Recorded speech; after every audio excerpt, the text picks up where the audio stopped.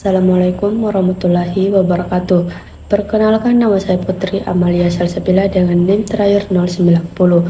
Nah, di sini saya akan menjelaskan tentang pemahaman materi 1 sampai dengan materi 6 sebagai pengganti UTS dari matkul media pembelajaran di SD. Adapun materi pertama yaitu konsep dasar media pembelajaran di SD. Nah, pengertiannya itu adalah segala sesuatu yang digunakan sebagai alat bantu dalam proses belajar mengajar. Adapun tujuannya, yang pertama itu menarik perhatian siswa, yang dimana untuk menjelaskan kepada siswa agar lebih mudah dipahami. Nah, adapun fungsinya, yang pertama itu meningkatkan motivasi belajar, yang artinya harus menggunakan media yang lebih menarik agar siswa lebih bersemangat. Yang kedua, menyajikan informasi pembelajaran, artinya itu membantu informasi pembelajaran kepada siswa secara jelas. Nah, adapun manfaatnya, yang pertama itu media pembelajaran dapat menumbuhkan minat belajar siswa, membuat pembelajaran lebih menarik dan jelas. Kita beralih ke materi kedua, materinya karakteristik media pembelajaran. Pengertiannya adalah media pembelajaran adalah alat atau sarana yang digunakan dalam proses pembelajaran untuk membantu guru menyampaikan materi sehingga siswa lebih mudah memahami materi. Adapun karakteristik non-komputer, yang pertama itu media non-komputer adalah media pembelajaran yang tidak digunakan menggunakan teknologi. Adapun ciri-cirinya, yang pertama itu mudah digunakan oleh guru dan siswa. Yang kedua, biaya relatif murah. Yang adapun contoh media non-komputer yang dimana itu pertama poster, yang kedua itu gambar, yang dimana membantu siswa memahami informasi-informasi tersebut. Nah, adapun ciri-ciri media berbasis komputer, yang pertama itu bersifat interaktif, yang kedua menggunakan multimedia ataupun audio. Nah, contoh media berbasis komputer, yang pertama itu kayak PowerPoint. Nah, sehingga media ini dapat meningkatkan motivasi belajar siswa. Kita beralih ke materi ketiga, klasifikasikan media pembelajaran berdasarkan jenisnya.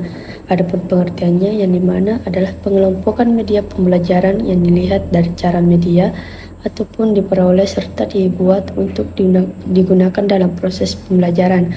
Adapun jenis-jenisnya, yang pertama itu media jadi, yang dimana media itu sudah tersedia ataupun sudah diproduksi oleh pihak lain. Kedua itu media rancangan, yang dimana media pembelajaran yang dibuat ataupun dirancang secara khusus oleh guru. Adapun ciri-cirinya itu dirancang secara khusus untuk tujuan pembelajaran. Contohnya itu kartu rancangan. Nah, jenis-jenis media, yang pertama itu media cetak, yang dimana media pembelajaran yang disediakan dalam bentuk tulisan ataupun gambar.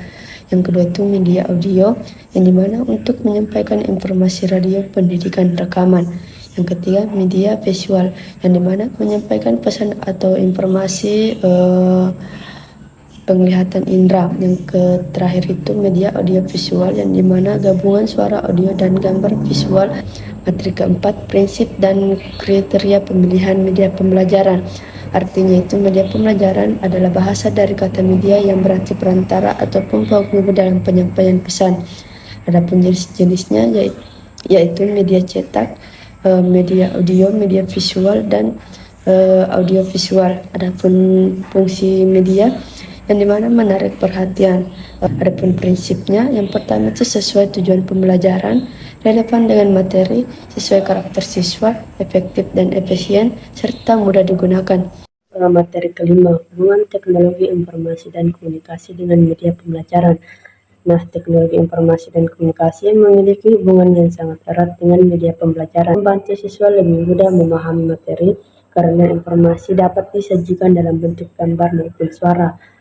Materi keenam, evaluasi media pembelajaran. Artinya itu proses untuk menilai apakah suatu media yang sudah efektif sehingga bisa membantu siswa memahami materi tersebut. Nah, adapun tujuannya yaitu untuk mengetahui kelebihan dan kekurangan media sehingga dapat diperbaiki ataupun disempurnakan. Fungsi evaluasi, yang pertama itu diagnostik, yang dimana untuk mengetahui kemampuan awal. Yang kedua itu formatif, yang dimana memantau perkembangan belajar peserta didik. Adapun yang terakhir itu sumatif, untuk mengetahui hasil akhir belajar peserta didik setelah pembelajaran selesai. Adapun jenis-jenis evaluasi, yang pertama itu evaluasi formatif, yang kedua itu evaluasi sumatif, dan yang ketiga itu evaluasi 1 lawan 1. Adapun aspek yang dinilai yang pertama itu aspek isi ataupun konten, yang dimana menilai kesesuaian materi ataupun kebenaran informasi. Yang kedua itu aspek desain, yang dimana itu tampilan media seperti warna. Yang ketiga itu aspek teknis, yang dimana kemudahan penggunaan ataupun kejelasan suara. Nah, adapun metode evaluasi yang pertama itu observasi, yang dimana itu dengan cara mengamati langsung kegiatan ataupun perilaku peserta didik.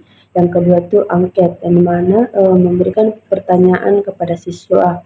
Nah, yang ketiga itu wawancara, untuk melakukan tanggung jawab secara langsung agar bisa mendapatkan informasi yang lebih jelas. Yang keempat itu tes hasil belajar, di mana itu mengukur kemampuan ataupun pemahaman peserta didik. Nah, ada langkah-langkah evaluasi. Yang pertama itu menentukan tujuan evaluasi. Yang kedua, mengumpulkan data, yang dimana untuk mengambil informasi melalui observasi, angket, wawancara ataupun tes. Nah, yang ketiga itu menganalisis data, yang dimana mengolah dan mempelajari data yang telah diperoleh. Yang keempat itu menarik kesimpulan, untuk mengumpulkan hasil evaluasi sebagai dasar perbaikan ataupun pengambilan keputusan. Mungkin itu yang bisa dapat saya sampaikan, kurang dan lebihnya mohon dimaafkan. Assalamualaikum warahmatullahi wabarakatuh.